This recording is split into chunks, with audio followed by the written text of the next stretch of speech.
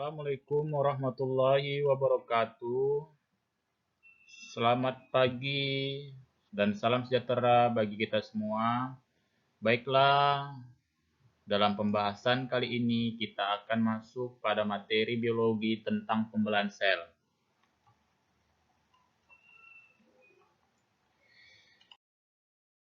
Pembelahan sel dibedakan menjadi dua macam, yaitu pembelahan sel secara langsung dan pembelahan sel secara tak langsung.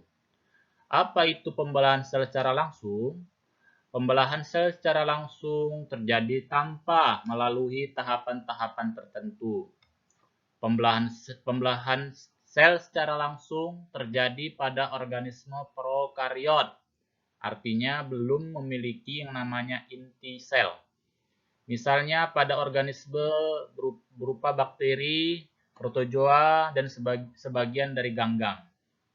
Yang kedua adalah pembelahan sel secara tak langsung, merupakan pembelahan sel yang terjadi melalui tahapan-tahapan tertentu. Pembelahan tak langsung terjadi pada organisme eukariot, misalnya pada organisme tumbuhan dan juga hewan. Pembelahan sel secara tak langsung dibedakan menjadi pembelahan mitosis dan meiosis. Nanti setelah ini kita akan membahas mengenai pembelahan sel secara langsung. Nah, ini merupakan rangkaian dari pembelahan sel. Jadi ada 3 bentuk pembelahan sel yang dapat kita ketahui. Yang pertama yaitu amitosis atau pembelahan biner. Yang kedua adalah mitosis yang menandakan tidak terjadinya reduksi atau pengurangan jumlah kromosom. Kemudian ada meiosis, terjadinya reduksi atau pengurangan dari jumlah kromosom. Jadi kita dapat bedakan antara amitosis, kemudian mitosis, dan yang terakhir adalah meiosis. Kita harus mampu membedakan dari 3 tipe pembelahan sel. Nah, sekarang kita masuk yang pertama yaitu pembelahan biner atau pembelahan amitosis. Nah, pembelahan biner atau pembelahan amitosis ini berbeda dengan pembelahan meiosis dan mitosis. Pembelahan ini tidak melalui tahapan-tahapan yang lebih kompleks, melainkan lebih singkat. Seperti pada gambar yang di samping kiri kita ini, inilah merupakan rangkaian dari pembelahan biner. Pembelahan biner ini terjadi pada organisme yaitu protozoa, bakteri, dan sebagian dari ganggang atau alga. Seperti kita dapat lihat pada fase yang pertama yaitu kromosom bakteri menempel pada membran plasma. Yang kedua yaitu bagian DNA kromosom yang menempel tadinya akan mengalami replikasi atau penggandaan. Jadi DNA kromosom ini nanti akan mengganda menjadi 2. Setelah menggandanya DNA kromosom, akan mulai terjadi proses pembelahan, di mana membran sel tadi akan mengalami yang namanya perlekukan. Kita lihat pada gambar tahapan yang ketiga ini, ya, ini ada perlekukannya. Ya, perlekukan inilah yang nantinya akan membran sel ini akan siap-siap membelah. Kemudian yang terakhir adalah terbentuknya 2 sel anakan. Nah, di samping kanan kita terlihat gambar yang lebih jelas, yaitu gambar bakteri. Yang mana gambar bakteri ini mengalami yang namanya proses pembelahan sel menjadi 2 sel anakan. Kemudian pembelahan amitosis atau pembelahan biner terjadi pada bakteri, protozoa, dan ganggang bersel satu. Kemudian proses pembelahan ini tidak melalui tahapan-tahapan pembelahan, yang mana prosesnya lebih singkat, yaitu membelah dari 1 sel menjadi 2 sel. Dari 2 sel membelah menjadi 4 sel. Dari 4 sel membelah menjadi 8 sel, dan seterusnya. Hingga sel tersebut bertambah banyak. Nah, proses ini hanya diperuntukkan pada organisme, bakteri, protozoa, dan ganggang bersel satu. Yang ketiga adalah proses pembelahan langsung.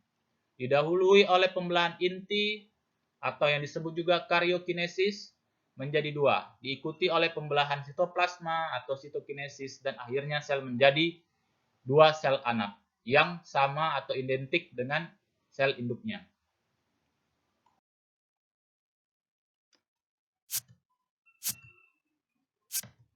Kemudian kita membahas mengenai pembelahan mitosis. Sebelumnya kita sudah mengetahui apa itu pembelahan amitosis. Selanjutnya pembelahan mitosis.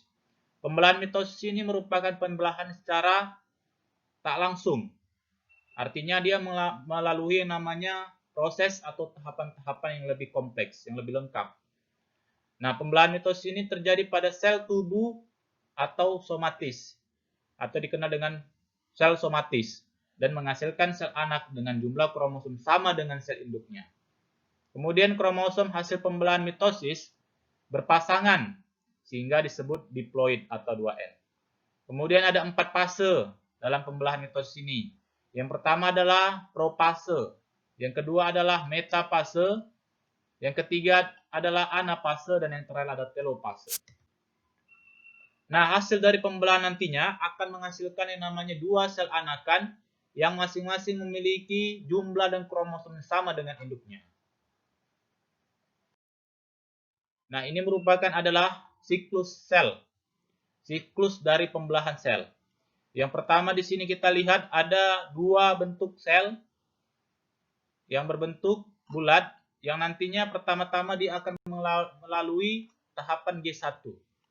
Kemudian selanjutnya akan melewati pembelahan ataupun melewati S, yaitu sintesis. Selanjutnya dari sintesis akan masuk ke G2. Lanjut masuk ke pembelahan sel. Nah, pembelahan sel inilah merupakan pembelahan yang mana pembelahan yang sangat penting untuk kita ketahui. Yang mana ada 4 proses fase. Yang pertama adalah fase profase, kemudian ada metafase, kemudian ada anafase, dan yang terakhir adalah proses telofase. Nah, jadi apa perbedaan dari 4 dari tahapan ini dengan G1, S, dan G2? Nanti kita pelajari selanjutnya. Nah, fase interfase merupakan fase di mana prosesnya ini diawali dengan tahapan G1, kemudian tahapan S, dan tahapan G2. Nah, fase interfase ini merupakan fase yang tidak terjadi pembelahan dan inti selnya umumnya tidak terlihat.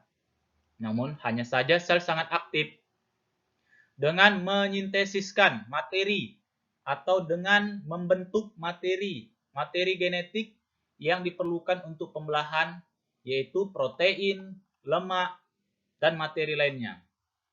Jadi interfase terdiri dari 3 tahapan. Yang pertama adalah tahapan G1 atau gap pertama, yang mana sel mengalami pertumbuhan dan terjadilah perbentukan organel-organel sel. Tahapan G1 ini memiliki waktu yang sangat lama. Memiliki waktu lebih kurang 9 jam.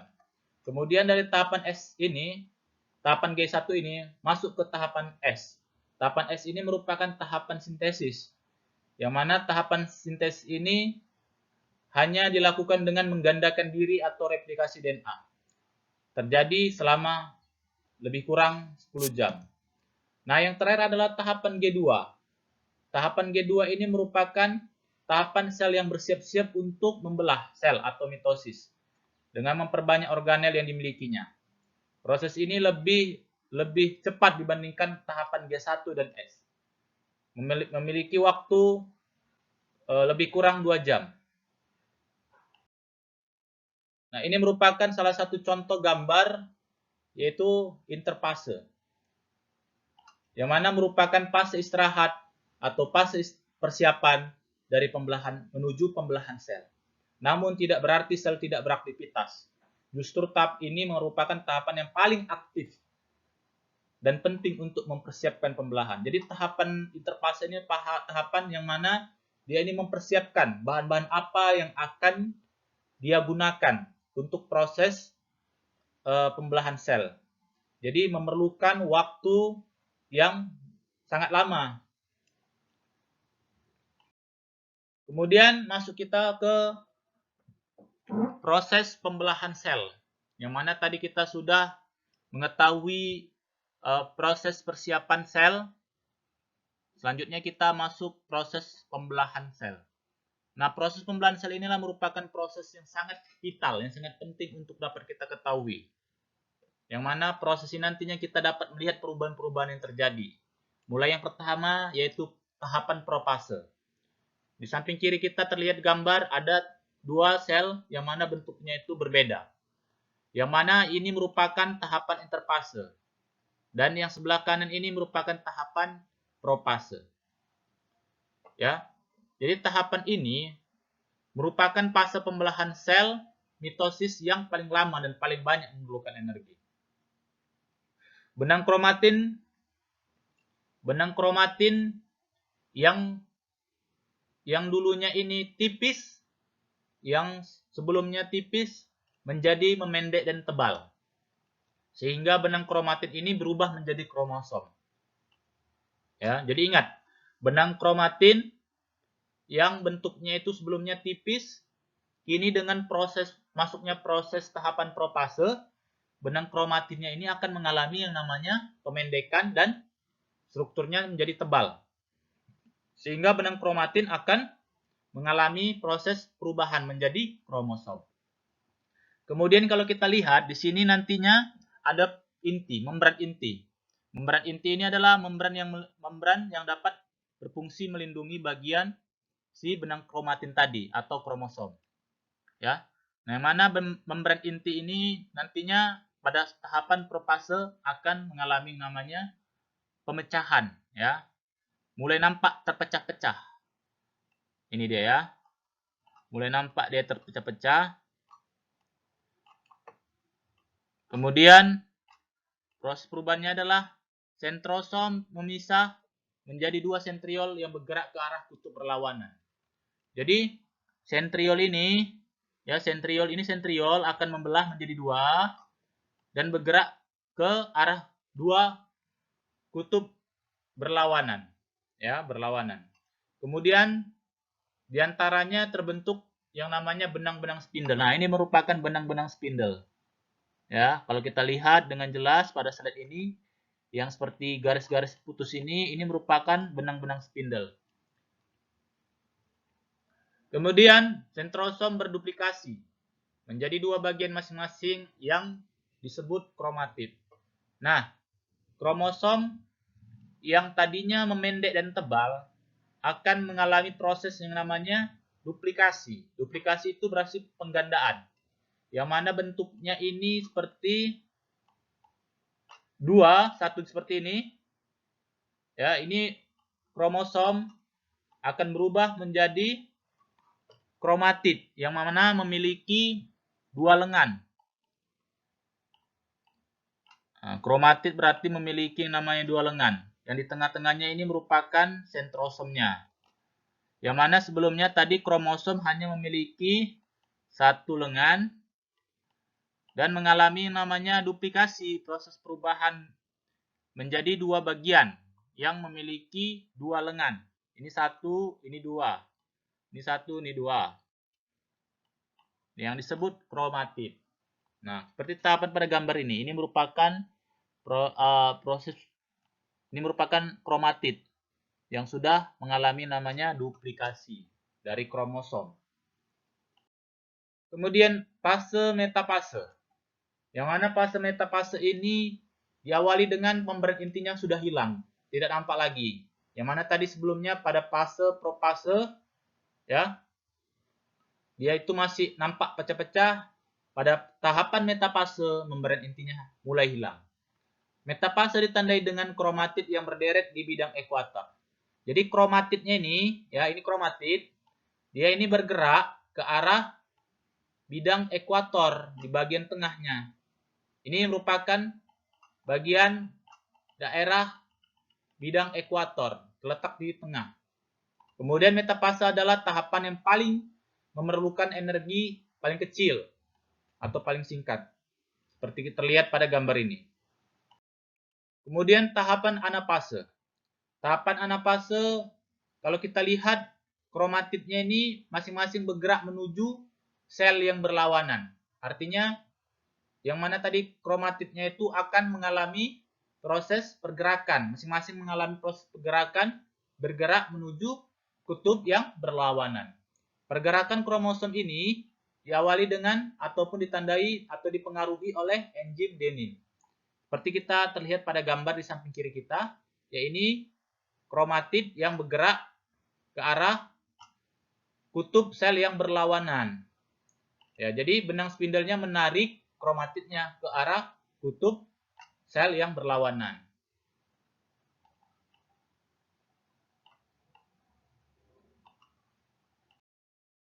Kemudian tahap terakhir adalah telopase. Tahapan telopase ini merupakan tahapan di mana kromatid tadi, yang mana kromatid berubah kembali menjadi benang-benang kromatin. Nah, ini benang-benang kromatin. Ya. Yang strukturnya itu tipis dan tidak lagi menebal. Kemudian benang-benang spindel tadi akan hilang, kemudian terbentuk lagi membran inti. Nah, ini membran inti nih. Yang mana tadi membran intinya mulai dari terpecah-pecah, hilang, kemudian pada tahapan telopase kembali lagi terbentuk. Nah, ini dia ya. Kemudian terjadi namanya sitokinesis. Apa itu sitokinesis? Sitokinesis itu adalah perlekukan. Nah, terjadi proses pelekukan. Ini pelekukan. Yang mana pelekukan ini diawali dengan dihasilkannya dua sel yang identik yang sama, memiliki sifat dan jumlah kromosom dengan sel induknya. Nah, ini merupakan salah satu lengkapnya dalam proses pembelahan mitosis. Yang mana dari proses pembelahan profase awal, profase akhir, kemudian metafase, anafase, telopase awal, dan telopase akhir. Yang mana telopase akhir ini memiliki dua sel anakan yang memiliki sifat dan struktur jumlah kromosom yang sama dengan induknya. Sekian dari penjelasan pembelahan sel ini. Apabila anak-anak ingin memberikan komentar atau pertanyaan, boleh di kolom pertanyaan atau kolom komentar di bawah ini. Sekian dari penjelasan yang Bapak sampaikan, kurang lebihnya Bapak mohon maaf. Assalamualaikum warahmatullahi wabarakatuh.